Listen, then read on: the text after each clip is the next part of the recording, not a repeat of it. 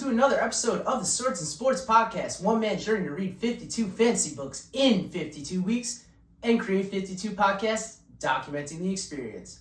I'm your host, Mike Mogues, and on this stop along the 52-week journey, I'm joined by 2018 SPFBO finalist, Mike Shel, to talk about his book, Aching God. As usual, the interview is coming up right after the book details, and let me tell you, this is one you don't want to miss. It is a ton of fun. As a quick self-promo, you can find this podcast on all your podcast listening platforms, including Spotify, Apple Podcasts, Audible, Stitcher, and whatever else they put podcasts on. Also, the YouTube channel is popping. I got a ton of views, at least double digits on the last video. So that thing's popping off and ringing. So check that out if you ever want to see what the videos look like. For all details about upcoming episodes, including featured books, author interviews, and more, you can follow @Swords and Sports on Twitter. If you're curious what clips of the shows will look like from past episodes, you can follow @Swords and Sports on Instagram. It's a social media juggernaut. Before we do book details, I just want to give a huge thanks to all the authors who came on the show in April. This show doesn't happen without their participation and their willingness to take time out to talk with me, and I am always beyond thankful and blessed that I get the opportunity to do this. April was a dream team, Avengers-style squad of authors, so let's just run it back. Shout-outs to Ryan DeBrun, Michael R. Fletcher, enemy of the show, Dirk Ashton, J.C. Kong, and Crystal Matar. Yeah, there were 5 authors on the show last month. And let me tell you, May is about to be another electric cast. It's like a fucking dream team, which I already said. So that's how excited I am about it. I'd also like to give a huge shout out to Justin Lee Anderson, winner of SPFBO 6. I can't believe that I had the opportunity to interview 9 of the SPFBO finalists. And I really got to know this particular group of authors and learn more about their books, what their plans are post-SPFBO. And Justin was an awesome guest on the show, and I want to see everybody succeed. So I was beyond excited to hear that he won. He was super gracious when I reached out and thanked him and congratulated him. I didn't thank him, it's not my contest. But I hope to see all these authors who are thinking about the competition gearing up for next year. Let's do book details because my throat is dry and I'm running out of spit. The book is Aching God. The author is, as mentioned, Mike Shel. He's coming on in just a second. The series is the Iconoclasts series. Book 3 was just released and it is getting rave reviews all over the interwebs. So hop on that shit. It was published on April 9th, 2018. And it is 602 pages, which is a little misleading because there's a huge appendix at the end. So it's more like 500-ish. It's self-pubbed as mentioned. And the books in the series are Aching God, Sin Eater, and Idol's Fall. And it was, as mentioned already, again, 2018 SPFBO finalist. So, without further ado, I present to you Mike Shel. That's not how I fucking do it. Just as a heads up, this podcast contains spoilers for Mike Shel's Aching God. If you haven't read it yet, consider this your warning. Without further ado, Mike Shel.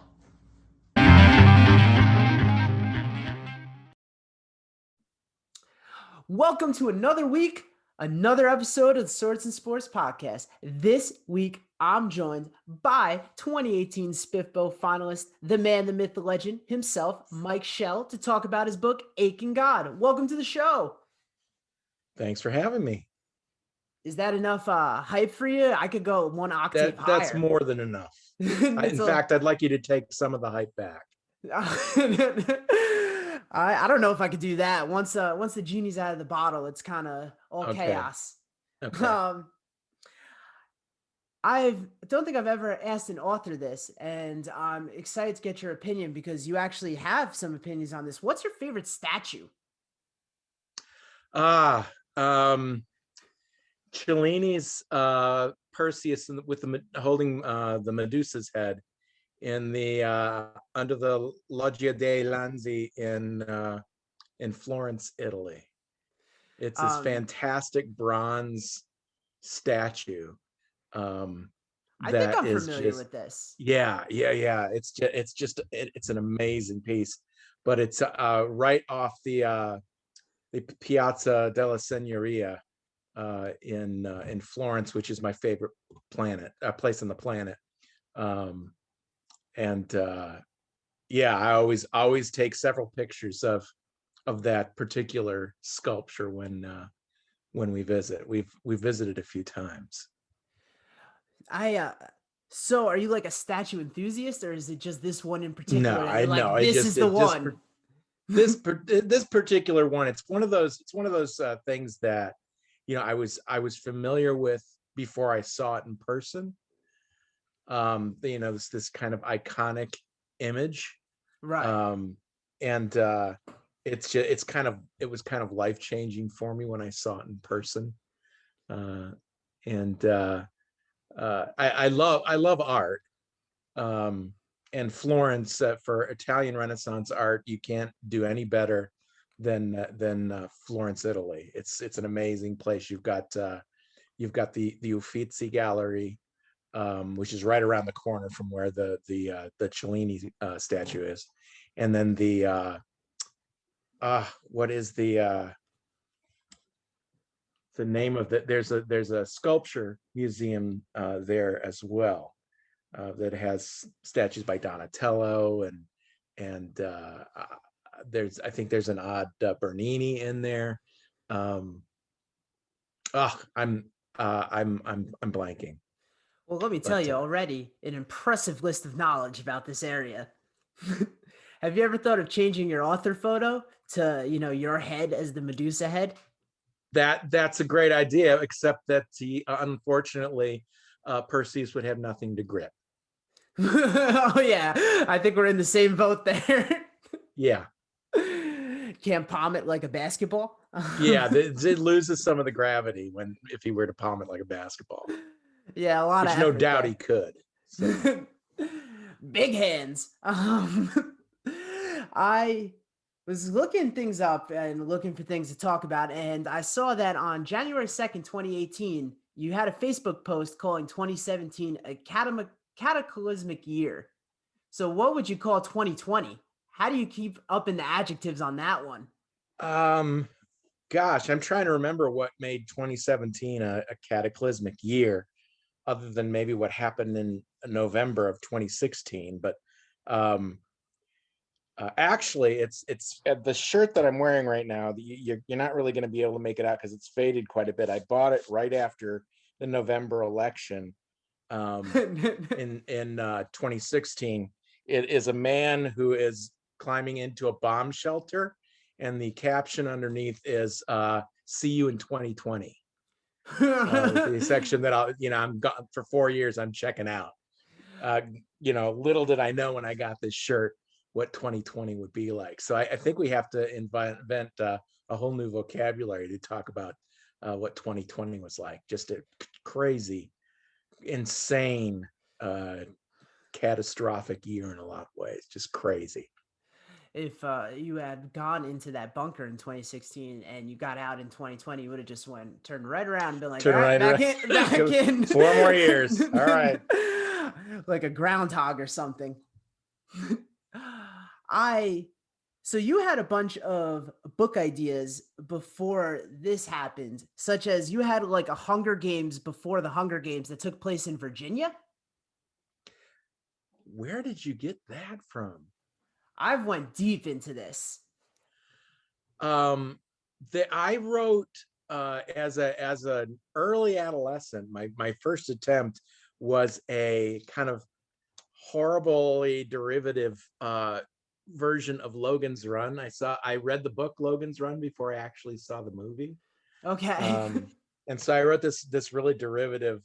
Started writing it, and at one point there were mutant spiders, I think, in Roanoke, Virginia, which I had never been to. I just had a road atlas. So yeah, I don't remember much more about that other than, that you had kids fighting in arenas against one another, and the government made them do it, and there were mutant spiders and all sorts of nonsense. So yeah. Do you feel validated that that was a winning idea? Clearly. Clearly, yeah. Well, here's the other thing. If you want to hear winning idea, and also I don't know if you know what I do for a living. Oh yeah, I Um, do. yeah. But years ago, when before I'd written Aching God, and I'd wanted to write, obviously since I was an early teenager, um, I had this idea for uh, a novel about a a therapist who has a gambling problem, and he gets in horrible debt to the mob. And basically what ends Isn't up that the Marky happening is Mark movie? no, he is the no this and he is forced into doing therapy with a mafia hitman All who has right. started to have moral qualms about what he does, and having to use cognitive therapy to kind of get him back so that he's able to kill people again.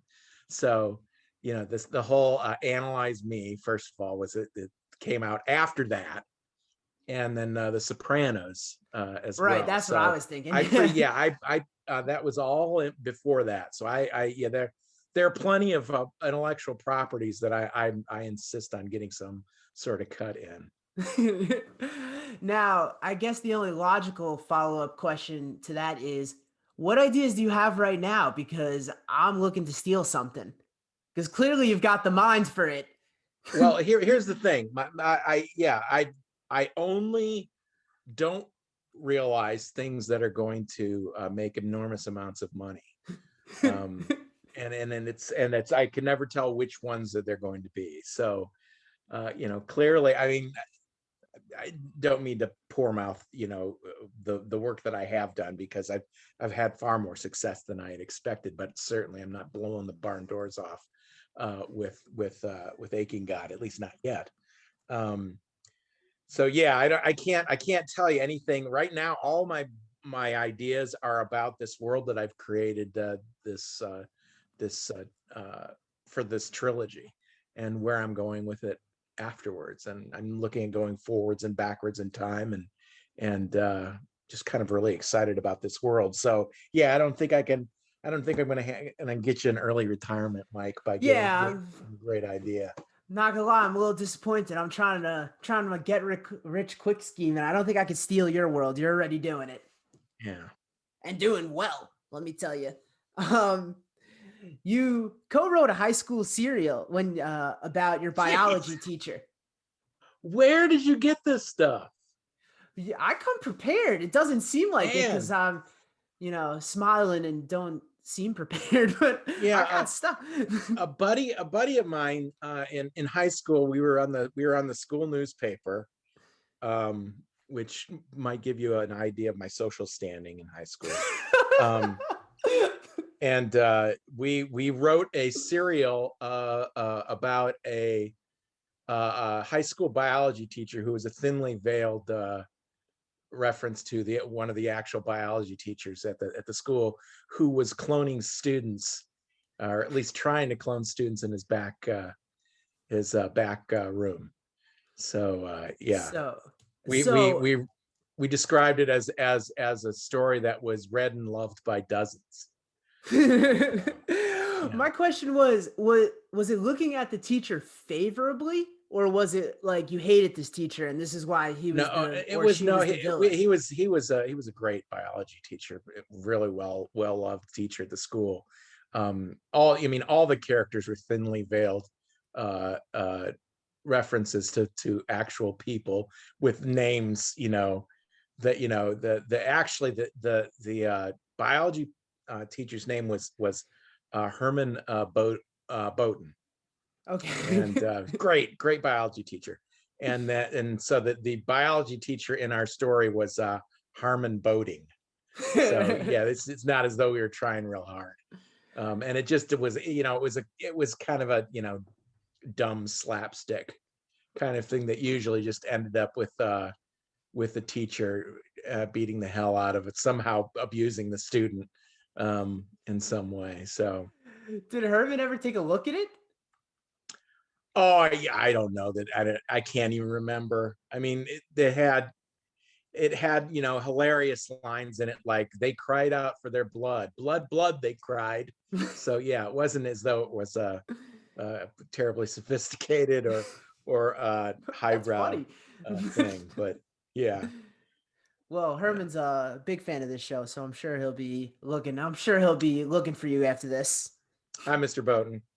I've got a great Mr. Bowden story I can let me tell you. get let me get it. I'm in for All this. right. There was this thing we had. The high school I went to is Etzel Ford High School, and anyone who's not from Detroit, the Detroit area, laughs at that name. But it was it's basically built like an 8. So there were 2 courtyards What? with yeah. And these courtyards, they had all sorts of birds in these courtyards, chickens and peacocks and Okay. geese and whatnot. And elementary schools would bring kids in for visits to this bird court. And some of the students would act as bird court guides and introduce the kids to these different kinds of birds, little kind of educational, mini zoo kind of thing.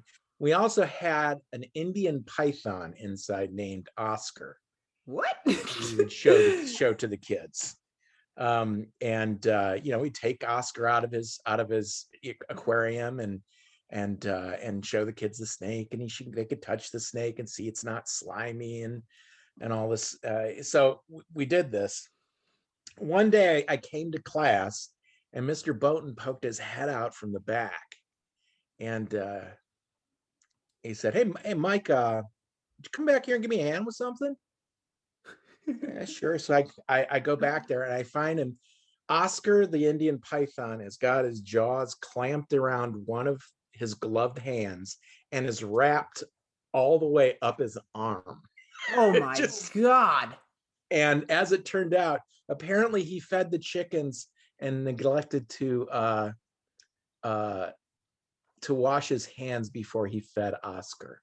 So as soon as he put his hand with the mouse in that tank, the Oscar just lanched right on to the good thing he was wearing gloves, What the gardening gloves.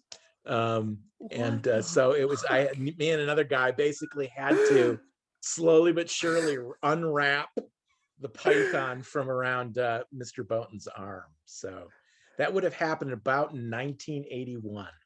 Imagine that happened So now. That would be it. There'd be such an yeah, uproar. yeah.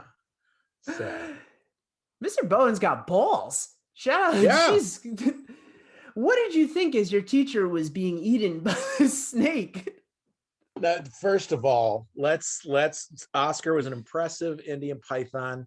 He wasn't nearly large enough to eat an adult human male.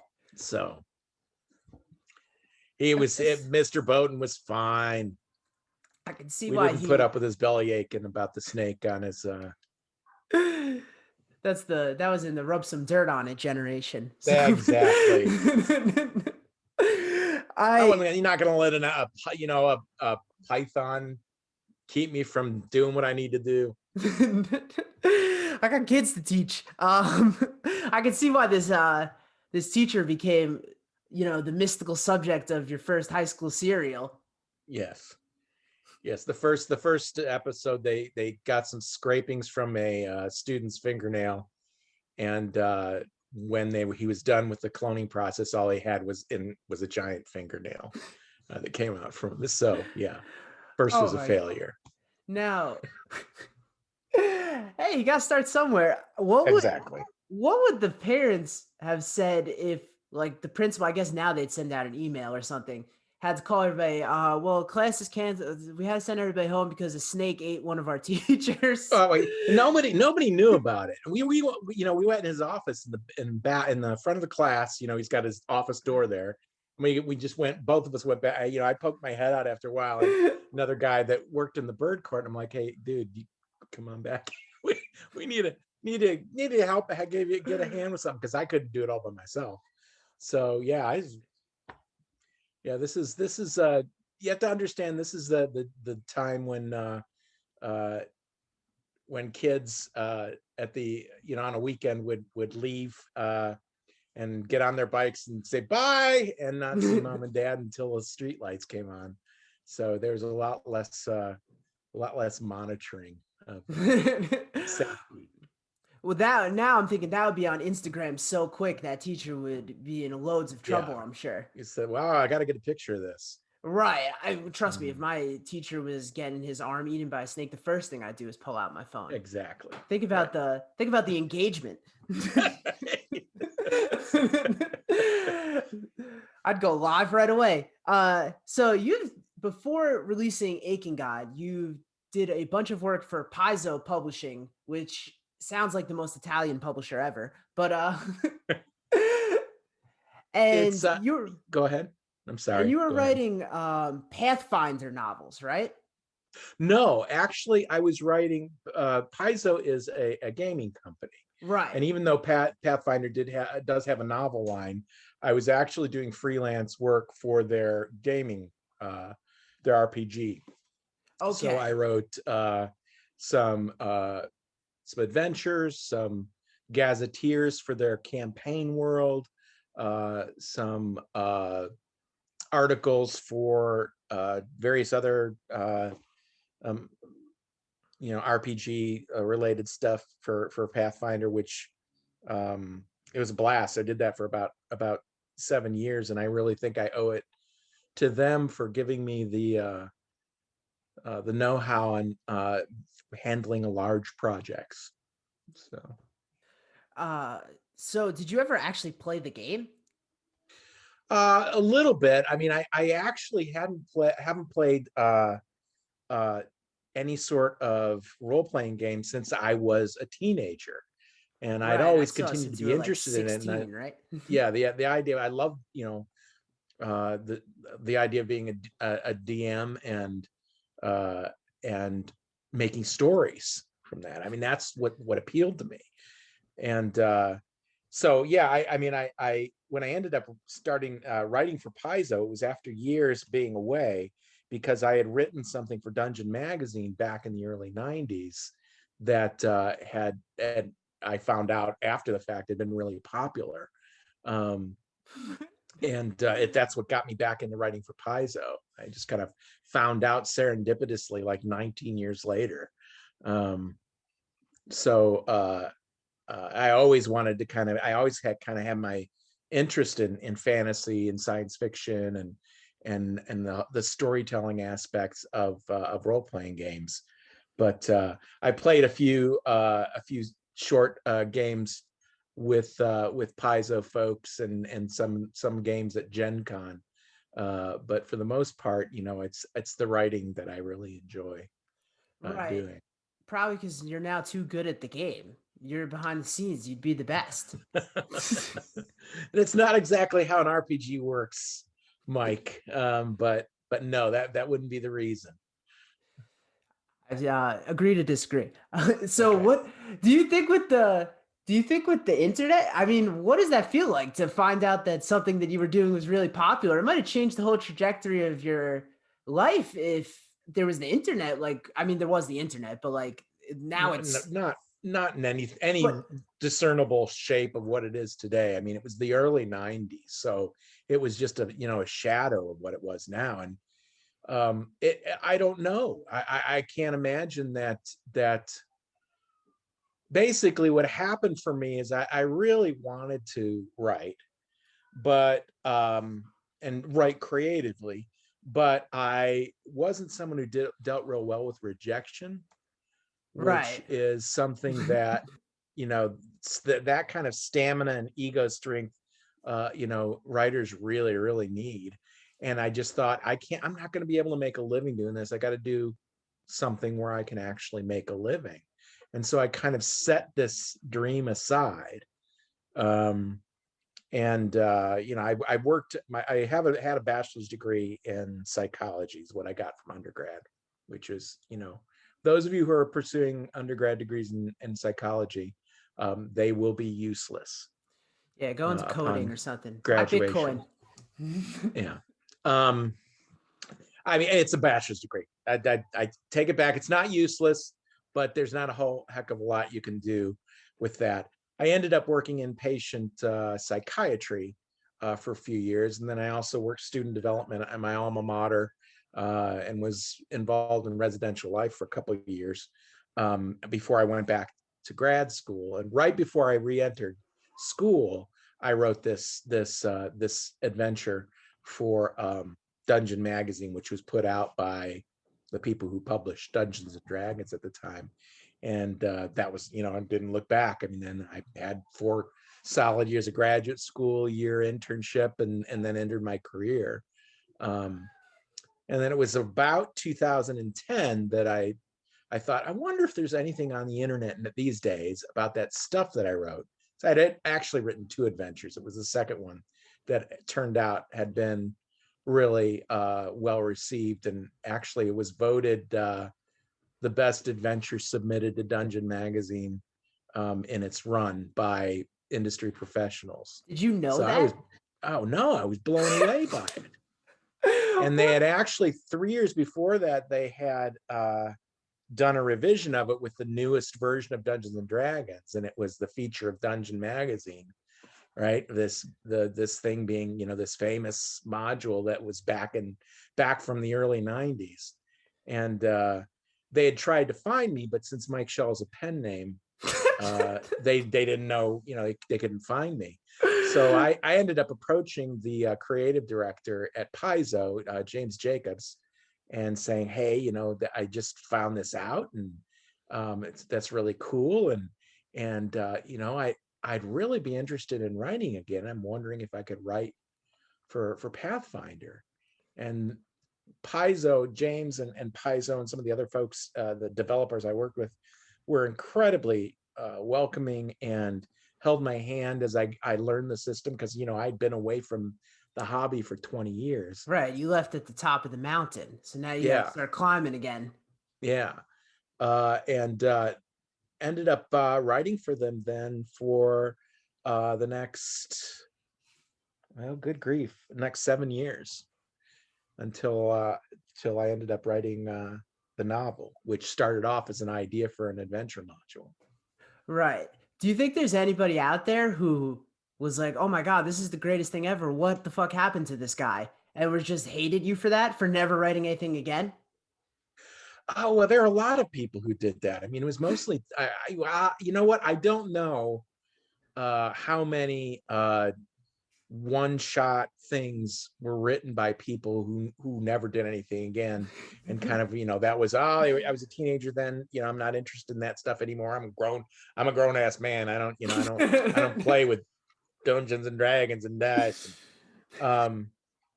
I know that there are several back in the day. James Jacobs himself, I know, wrote as a teenager for Dungeon Magazine, and eventually, pursued a career in gaming, and that's what he does for a living now, as well as several of the other people that I know in the industry. But yeah, I mean, people disappear. Back in the day, you sent that stuff through the the U.S. mail. What? What is Your that? submission, exactly. No, there's none of we weren't sending files and whatnot that way. It was all Oof. paper and pencil stuff. So Right. people So disappear. so for someone who hated rejection, you decided to get into writing at the time where you could get the most direct negative feedback of all time. Yeah, possibly. I don't know. I think what's different is that um, the world has changed.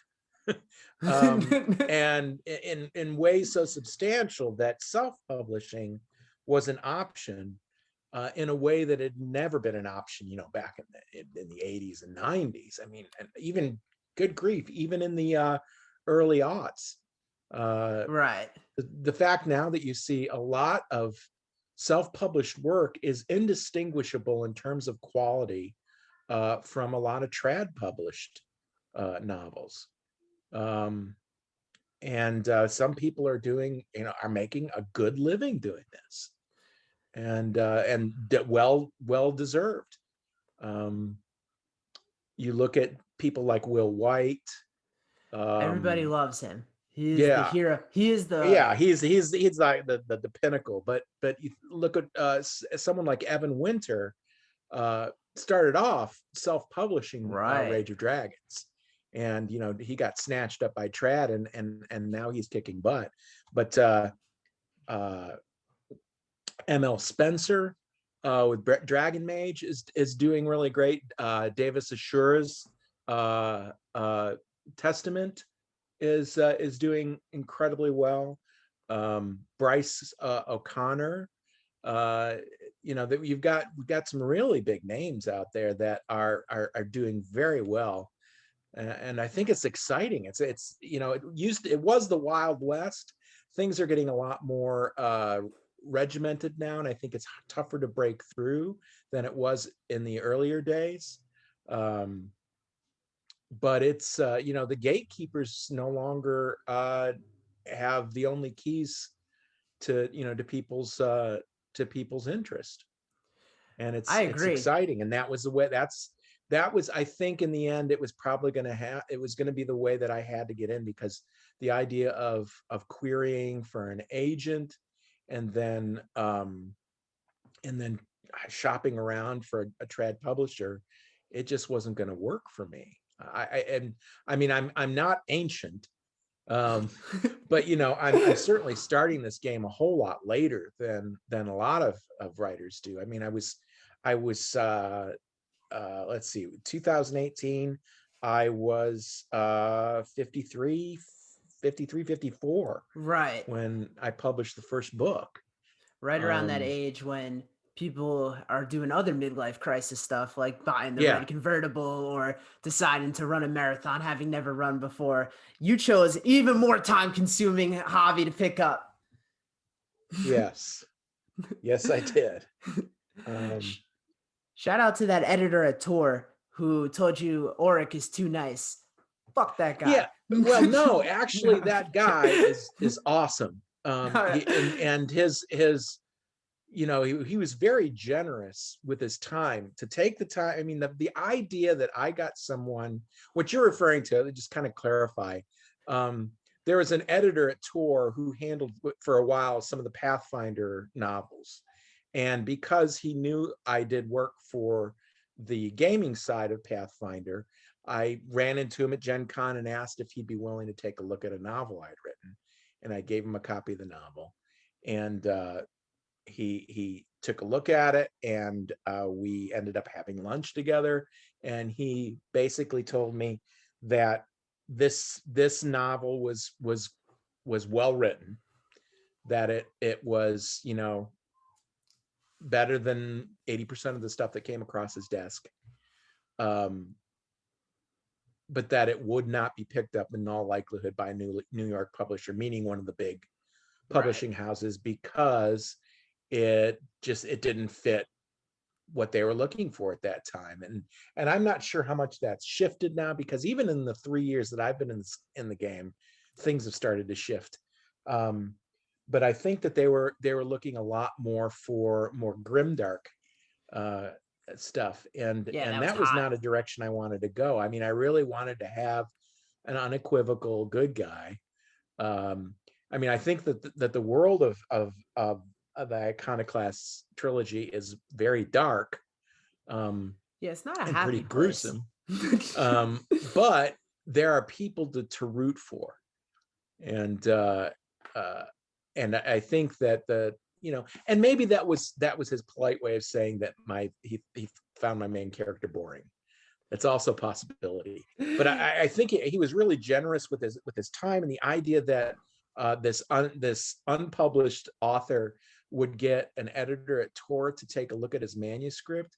I mean, most people would give their right arm I mean, I to have agree. something like that, you know. And he was very generous with his time, and Tor bought me lunch. I was gonna So say that was my yeah, I got last question on that. Did he pick up the tab? yes, Tor picked up the tab. Because if he didn't, you could have been like, "Well, then I'm only covering 20%, and you could cover the other 80."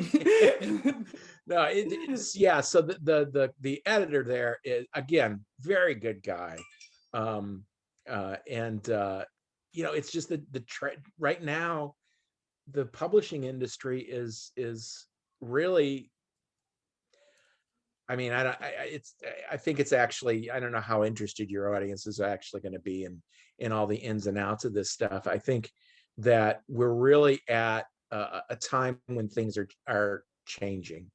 I think it's That's not exciting. especially profound.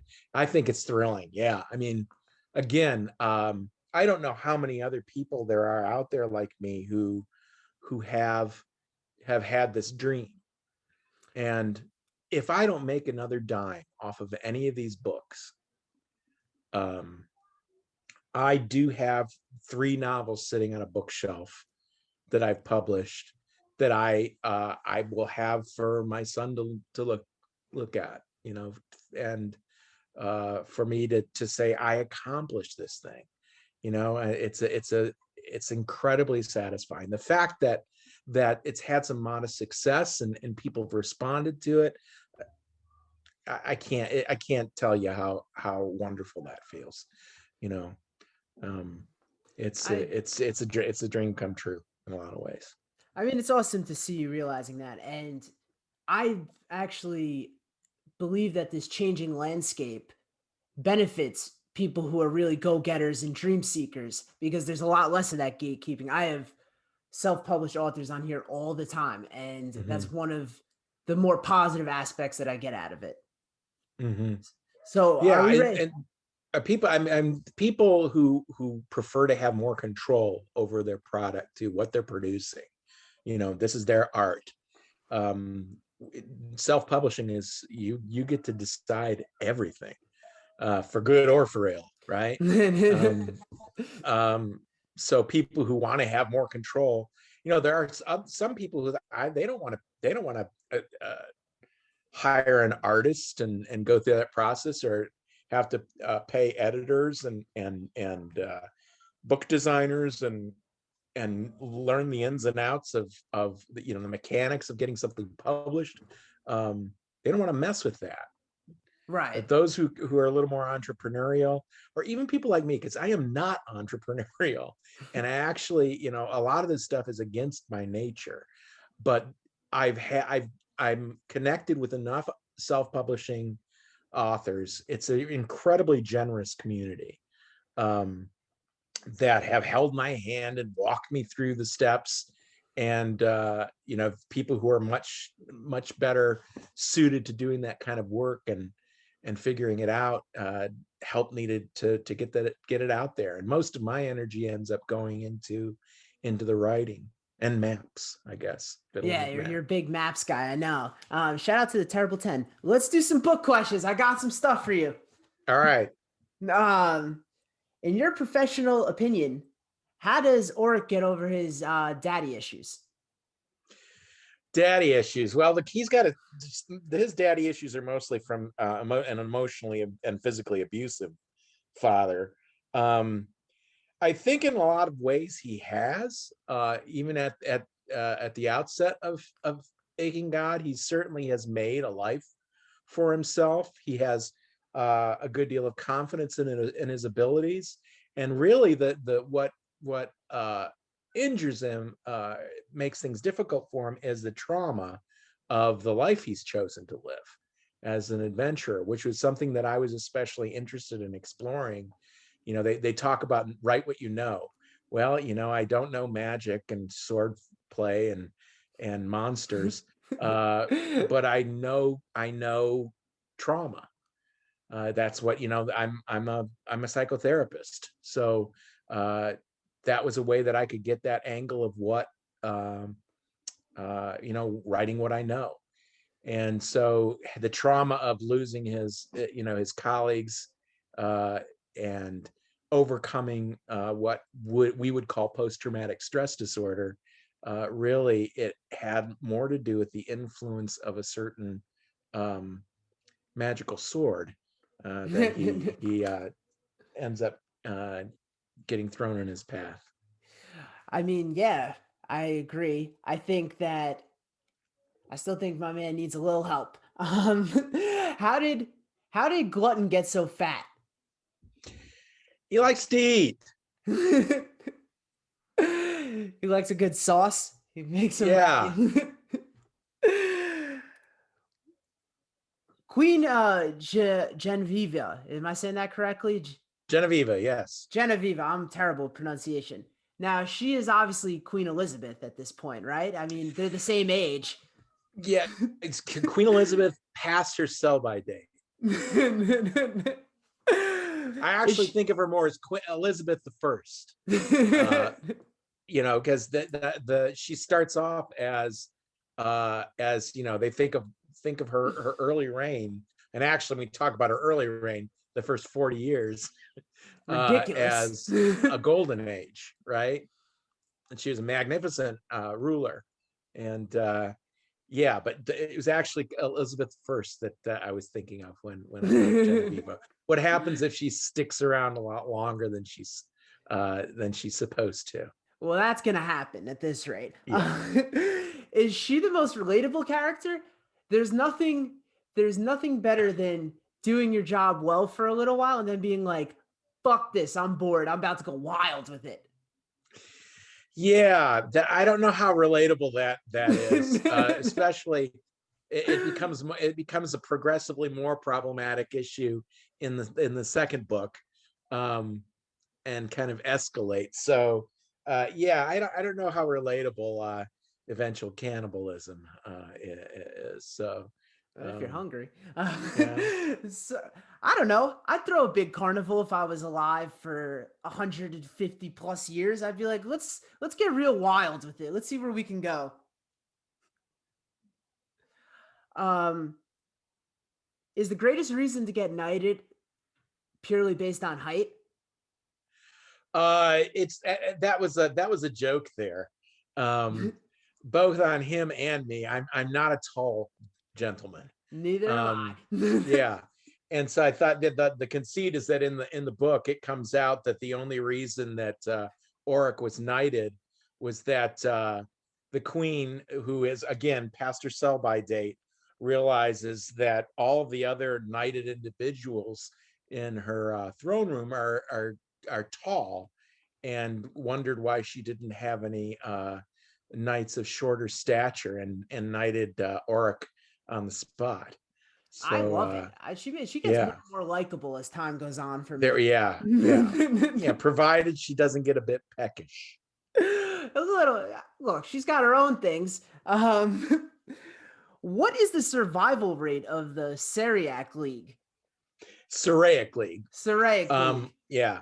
Um, I don't know. I'd say that probably there's about a 50% survival rate, with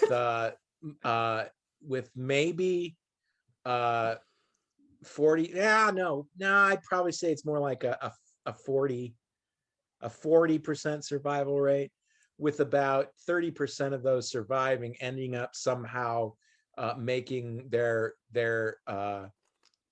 retirement working for the league in some aspect, like as a proctor, or as a lictor, or some of the other administrative posts in the order, or scholars, or the like. Very few retire to the countryside with their wealth. You know what? I'm thinking there's probably a lot of recent college grads who would kill for the opportunity to join an organization that promotes from within. Yes, there you go. And here's the thing, and the young ones are just dumb enough to not to always think that they're going to be in the 40% that survive, right? Listen, I'm telling I'm you, if not I in was the young, 60%. those are Yeah. suckers. Um,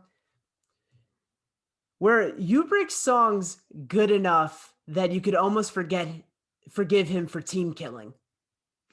uh no, they're mostly lewd, lewd, and yeah, body songs. I don't know. So yeah. I've been on long trips with no music. It's boring. I could forgive a Hmm. lot for some decent songs. Yeah, if he had killed a less well liked teammate, maybe he could have gotten a pass. But I think we know who that less liked teammate is. yeah. Speaking of him, and I'm gonna butcher his name. Um, what's not for a seemingly straight guy? What's Noss's obsession with balls? Naeus. Well, I think it's about strength and guts, and that's that reference to balls. So it's the same fixation that I think a lot of 21st century men have too. Speaking of that, you have an all-time list, and this is one of my obsessions, is created curse words, and I call them fantasy filth. And you've got an Mhm. excellent list. Can I read off some of my favorites to you? Sure, I'm interested to hear what they are. Okay. I have them up right here. We've got lots of versions of balls. So we've got Vanix balls. We've got Vanix sweaty balls. We've got Lalu's delicate toes. We've got Lalu's honeypot. Vanix ball sack. Balls of the war god. Lalu's silky garters. Um, and then by the six floating virgins. Hmm. And I think my favorite one out of there is Belu's Blue Nighty. That's a winner. Yes, yes. Those are a lot of fun to come up with. And it's actually a fun part of world building as as you build a pantheon of gods. uh Human beings are sooner or later going to find ways to incorporate them in profane statements of varying degrees of filthiness. So Vanek being the god of war, uh lots of reference to balls and courage and whatnot. And then Lalu being the goddess of love, a lot of references to intimacy. And Belu is known as the Blue Mother. So, and she's oftentimes depicted in statues wearing blue robes. And so the idea being that Belu's nightie would probably be blue as well. So, It's an all-time list that you compiled. Is thank you. is Duke Umberto actually the hero of the story? No, he's crazy as a shithouse rat. He's definitely not the hero. And I think, well, here's the thing. I can't get into that without giving away spoilers for Sin Eater.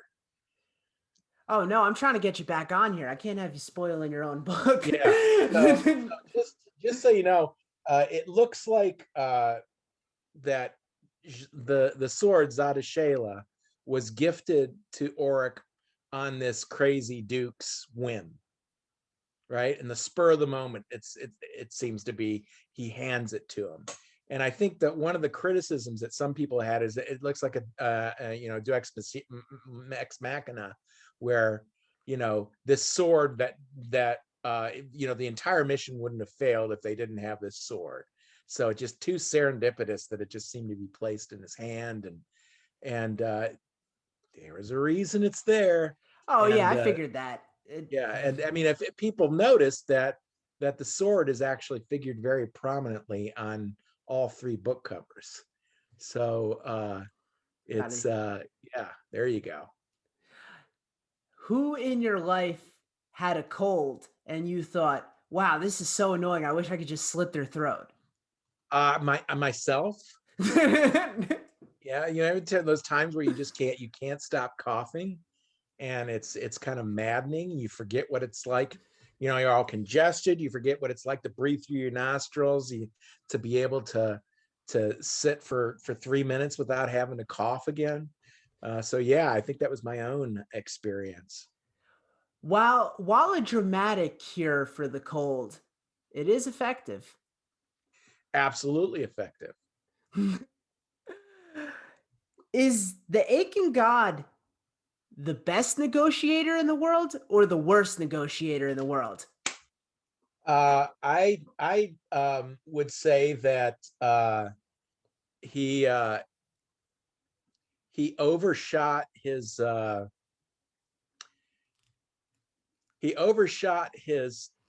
his scope. He thought he was a lot more powerful than he ended up being, and got surprised. So yeah, when you go around acting as a god, sometimes you can lose sight of your vulnerabilities. He got So art of the deal on that one. yes, let that be a lesson. He started out with some good offers. Hey, you could get out of here alive. That's a good Mm-hmm. offer. Then he's like, Mm-hmm. hey, you Well, could. here's the assumption is that he was telling the truth. Well, the first time it worked, right? He let them out. He let some people out. Well, Proof but is in not the. but what did they have to do before he would let them out? Oh, they had to do a little team killing. Yeah. some He had to light team killing. commit cold-blooded murder with a friend or two. Yeah. So yeah, he was, but they didn't keep their word, which is why he was especially pissed. But to assume that this allegedly all-powerful being is going to keep his word, I think is a bit of a stretch. Well, I'd like to look at it from his perspective, right? He's Okay. he's in his dungeon, right? Like he's Uh-huh. not bothering anybody. A group of people come into his house and try to rob him. He says, "Hey, Hey, whoa. Let's talk about Rob. They're returning something. the first time Oh, the people go first in time. Yeah. and he makes a just offer. He says, "You're an intruder. I could kill all of you. You're stand my ground, and I'll let you guys off. All you got to do is kill, a couple of you, and the rest of you guys can go." The second time, he goes, "After the first time, you guys still intrude, and you're still coming into my house. Just do it again, and I'll let you guys go." And then he even ups the offer. He goes, "I could give you riches, women, power." Yeah. Yeah. The only reason he's making that offer is that he knows he's in trouble. Right. I'm saying he is negotiating from a place of not control in that situation. Yes. I've got some novella ideas I like to pitch. I'm Um, all ears. good. I was particularly intrigued by the character of Basher, the guy who goes Mm. around and refuses to use a shield. Mm-hmm. So I like a novella that goes into his backstory where he was like the best stickball player in his town and just could not give Okay. up and tries to relive his glory days in the army, and then he gets Okay. a hard rude awakening where a Let coming me of let age me let story. me jot that down. That's a winner. All Okay. right. And then I want the Literotica book that Duke Umberto gives the ship captain. Said sorry, I'm not going to write that Hey, 50%. That's not bad. I'm shooting pretty good. Um, one of the goals of this podcast is to kind of break that traditional mold of what people assume fantasy is, which is this kind of overpowered main character who saves the world and helps the helpless woman who instantly falls in love with him. And it's kind of read by like, neckbeards in their parents' basement. And, we have misogynistic themes and stuff like that. One of the goals of this podcast is to highlight that fantasy is so much more than that. And that it really can be for the general audience and can touch on a whole bunch of different topics and kind of breaks that traditional mold. What about your books, breaks that? Well, the main character of Aching God is a 50-year-old retired guy with post-traumatic stress disorder. So rather than a farm boy who's the chosen one, you've got someone who's been around the block and has got scars to show for it, and gets drawn back into this business, this very dangerous business, because his daughter's welfare is at stake. Some of the things I also wanted to challenge is the world I've created doesn't have the kind of misogyny that we have in our own world. That there's a lot more equality between men and women in my world, so that you've got women in what would be usually would be thought of as more masculine roles, and women being in charge, rather than it always being a male run world. I also wanted to show, when people think about Dungeons and Dragons, and I love the Indiana Jones movies, and crawling around in old tombs, and think about the kind of horrors that people are confronted with. I wanted to do something that had a realistic feel. If I'm going to run into monsters walking, corpses Right. and demons and whatnot, that's got to leave a mark on a person's psyche, right? And the way you see it normally, and I think in some, what the stereotype of fantasy is, you slay the demon, and then you go have lunch. It's not something that really has a long-term impact on you. And so I wanted to kind of bring in a more realistic sort of experience.